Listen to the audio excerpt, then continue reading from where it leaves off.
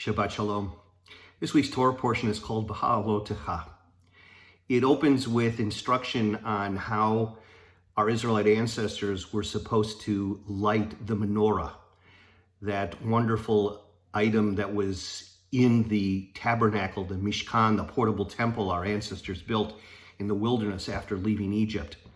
The menorah brought God's light into the tabernacle and into the lives of our Israelite ancestors, and there was a proper way to light it. The portion then goes on to speak about how the firstborn son of every family who was consecrated to God's service were replaced by the Levitical tribe, the Levites, who undertook that position in place of the firstborn, and they provided service to God and to the tabernacle and ultimately to the temple in Jerusalem. The Torah portion goes on to share about how our ancestors would journey and break camp when they saw the pillar of cloud representing God's presence move over the tabernacle, and they would pack up and then follow it. And then at night, the pillar of cloud would become a pillar of fire. So we learned how our ancestors would break camp and move along with the pillar of cloud or fire. The portion also deals with a celebration called Pesach Sheni, a second Passover. In this portion, some of the Israelites go to Moses and inquire, what about those of us who did not have the opportunity to observe the Passover holiday, to celebrate the Passover offering, to offer it to God and to share it, for they were impure at the time of the sacrifice and could not do so. And Moses inquires of God and says, what do we do about these people? And God answers Moses, and he tells him to tell the people that those who didn't get the opportunity to celebrate in its proper time could exactly 1 month after Passover celebrate Passover the second, Pesach Sheni, the second Passover. And they could offer the sacrifice and have the opportunity to do so. This is a second chance. And then finally, the portion ends with a narrative of how Moses pleads on behalf of his sister Miriam, who is stricken with leprosy because she does lashon hara, gossips and slanders, Moses' wife, and God strikes her with this leprosy, and Moses intercedes with a prayer, a beautiful prayer that we use even today for healing. El na rafan Allah, please God, heal her.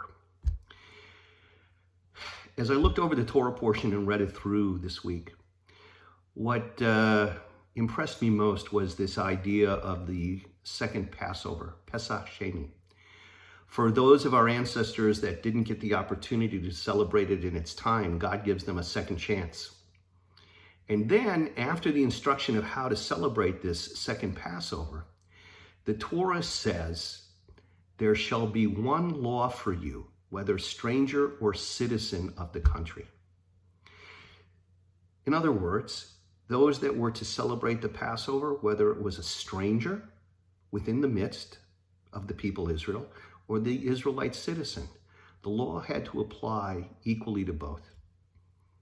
Given the unrest that's taken place in the last couple of weeks in the killing of George Floyd, I couldn't help but think of this statement and how our rabbis interpret this verse to understand that all the laws of Judaism are required not only upon us, but upon all human beings.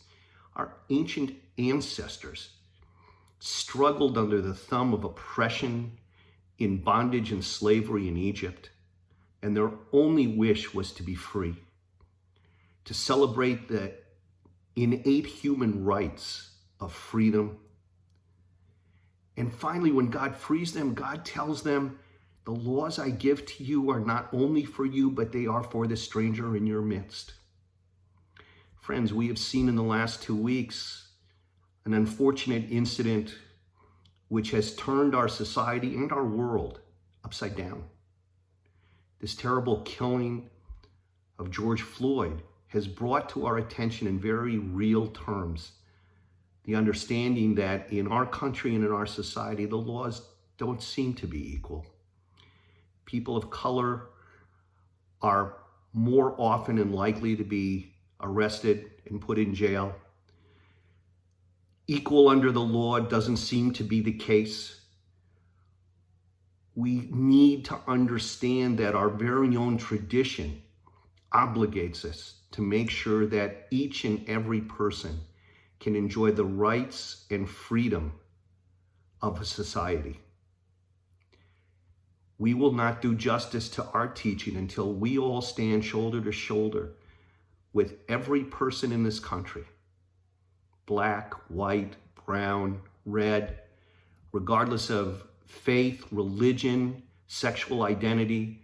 Every human being deserves the same protection under the law and deserves the same opportunity and rights as anyone else.